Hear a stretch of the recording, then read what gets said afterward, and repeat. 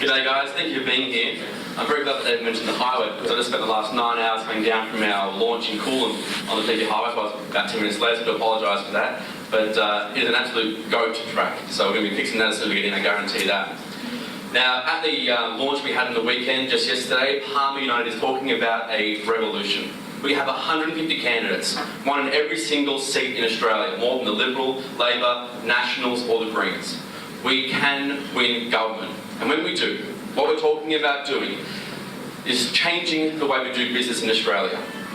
At the moment, you put your company tax in quarterly, not on estimates. So I have 2 good quarters and then 2 bad quarters. But the money that you put in was too much for the first 2 quarters because the 2 bad quarters even out across the whole year. You'll all know those being small business people.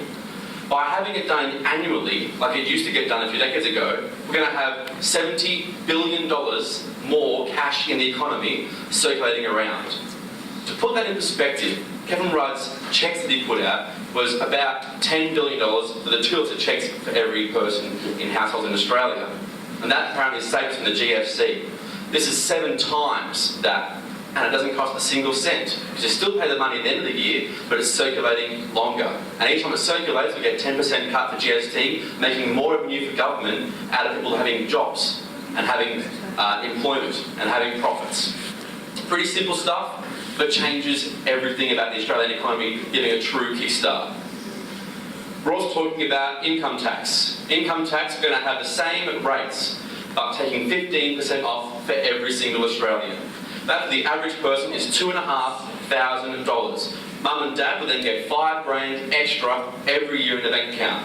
If they have more money, they'll spend more money. That boosts the economy. And if they spend it again, we get the GST cut of 10%. There's a policy that is self-funding thanks to the GST. Next up, the fringe benefits tax. We are going to cut fringe benefits tax.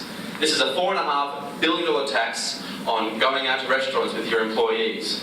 If you have a cafe, a restaurant or a car dealership, you'll get a boom in business sales from people going out to lunches. You'll get a boom from people coming at night time for entertainment, and the car dealerships get a boom from their fleet sales. If you own a business, you'll not only get taxed at 46.5% for taking your employees out to lunch or out to entertainment or to buy them a car.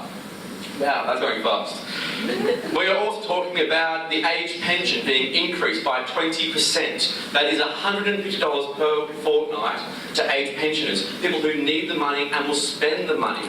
They're not going to save it for next year because who knows what's going to bring them next year. They're age pensioners. Not to mention that people on lower income spend more money when they get it. It's just a simple fact. We're also talking about a $10,000, the first $10,000 of your interest on your home loan being tax deductible. That's my time done. We've got about 10 more policies to go through as a small business, so we'll get there.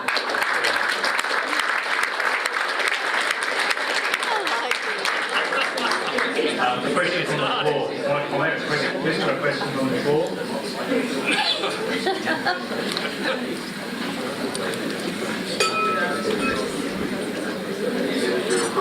In your own words, describe Clyde Palmer. Yeah. Look, I was going to talk about policy, but yeah, sure. Look, I've spent a bit of time with Clive now. When I first was in Sydney, and then he was here in Port and Taree for a day. And this whole weekend, I've been chatting to him.